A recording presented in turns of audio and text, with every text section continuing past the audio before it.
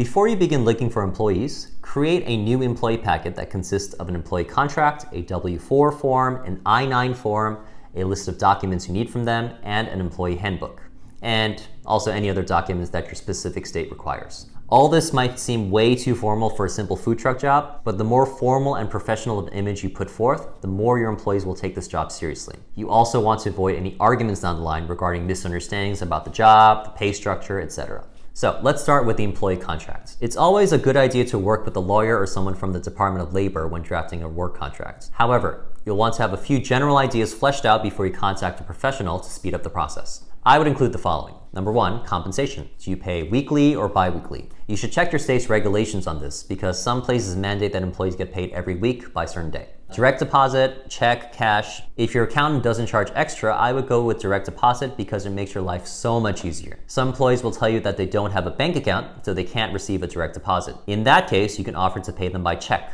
but you may incur a fee from your accountant.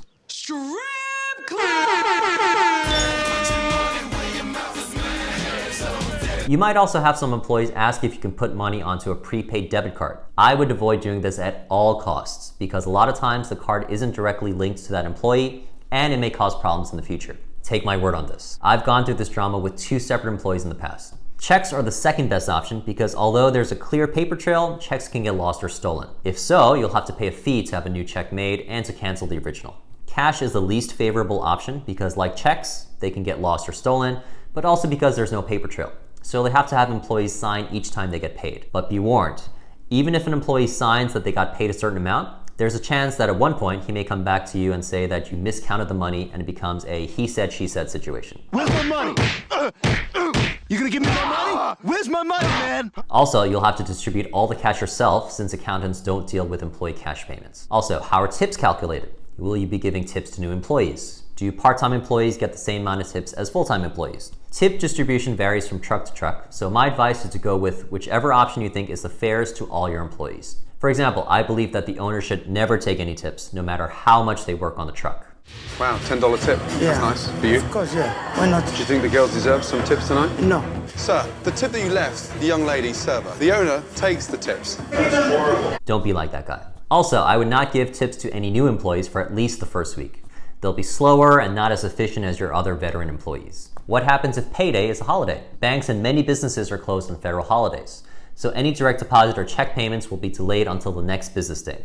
Make sure you explain this clearly in the contracts. You may want to include a statement about not discussing pay with other employees, but you should know that legally you have no power to prevent that from happening. Maybe your own work contract at a previous job had that kind of clause, but in the US, it's unenforceable because of the National Labor Relations Act. Number 2, training period. I highly recommend reserving at least the first week of a new employee's hiring as a training period. During this time, you or one of your veteran employees would take the new employee under your wing and show them the ropes. So where's the sales office? When you are ready to see the sales office will present itself to you. Your journey begins now.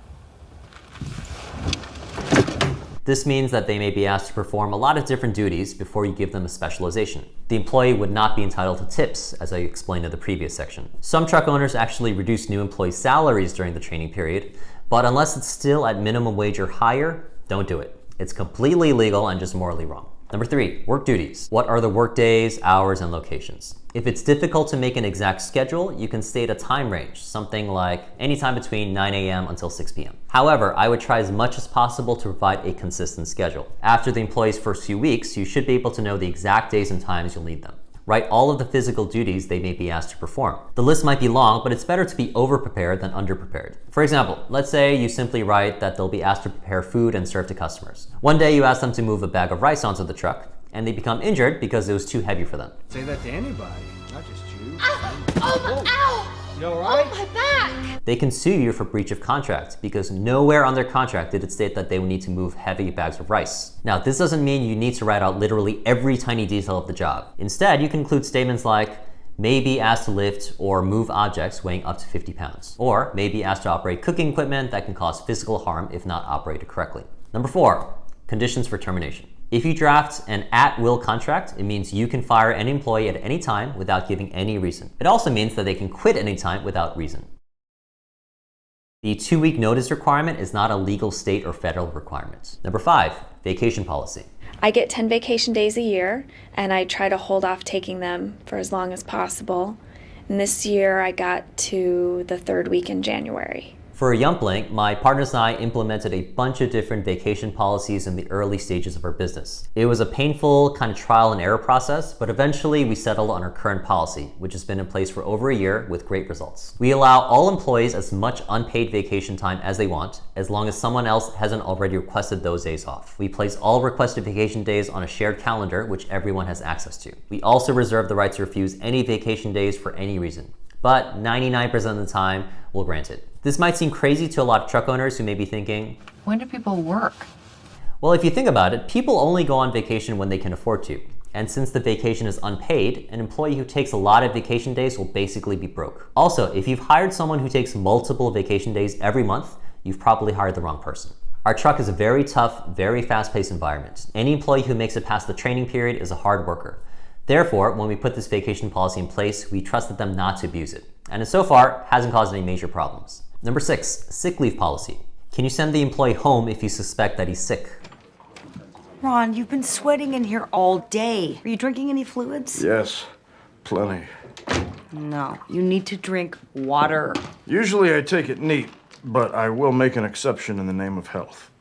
Your state may have specific guidelines about sick leave, so check with your state's Department of Labor to see what your responsibilities are as an employer. Number 7, confidentiality or non-compete clause. You want to prevent any of your employees from stealing or selling your trade secrets, which is why many companies have their employees sign confidentiality agreements. You can further protect yourself by having them agree to a non-compete clause, which basically prevents them from going into the food truck or restaurant business for a set number of years after they quit or get fired. Remember to consult a lawyer in your state to see if there's a legal limit to the non-compete clause. You can't just put infinity number of years to protect yourself forever. Forever, forever, ever, forever, ever. I've included 2 sample contracts in the resources section that you can edit to suit your own truck's needs. You can also find plenty of other sample contracts online for free. Again, I would work with a professional so you don't run into any trouble later on. As I mentioned earlier in this course, look for free or low-cost legal services provided by your city or town. You can find resources online, at a small business center, a community paper, etc. Next, let's talk about all the different government forms. You can download them all on the IRS website. Number 1, W-4 form. All of your employees will most likely need to fill out this form. It's meant for all hourly or salaried part-time or full-time employees. Employees will have local and federal taxes deducted from their paychecks. At the beginning of each year, they'll receive a W-2 form outlining all of their pay and all the taxes withheld from their paychecks for the previous year. Number 2, 1099 form. This form is only for independent contractors you hired on a one-time basis to whom you've paid at least $600 during any pay period. An independent contractor is basically a professional you hired to do a specific task, like a repairman. Yep, she's off kilter. I'm gonna have to plane her down. I'm gonna go use a miter to jerry-rig a shim jam strap hinge, quarter-round soffit 2x6 dowel cherry picker flim flam. Why is this information important? Well, if you pay everyone on the books, you may encounter an employee who asks if they can be paid using a 1099 form instead of a W-4 form, because people under a 1099 do not have any taxes taken out of their paychecks. These people are supposed to report and pay their own taxes themselves. Another reason may be that they're not legally authorized to work in the US.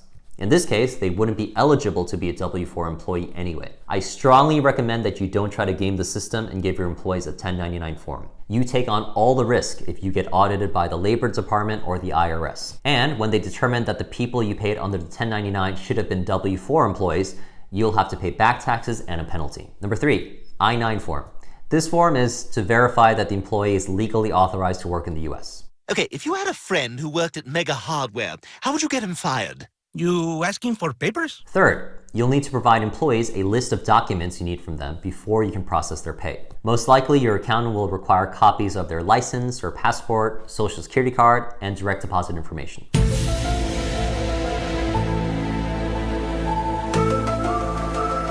You can go to any major bank and ask for a direct deposit form, which will have the bank's name, your account number, and the bank's routing number. Finally, let's discuss the employee handbook, which you should give to each employee. It explains your company's policies on things like sick leave, dress code, and vacations. It'll repeat a lot of information already outlined in the employee contract, but it may go into further detail. The employee handbook is not to be confused with an operations manual, which includes all your recipes, how to operate all the equipment on the truck, and proper procedures for preparing and storing food. We will discuss the operations manual in the next chapter. An employee handbook is not mandatory, but it ensures that your employees have no excuse for breaking your rules since it's all written down. There's a lot of information to cover, so I'll just list the main bullet points here, and you can find the detailed version in the resources section entitled Employee Handbook Guide.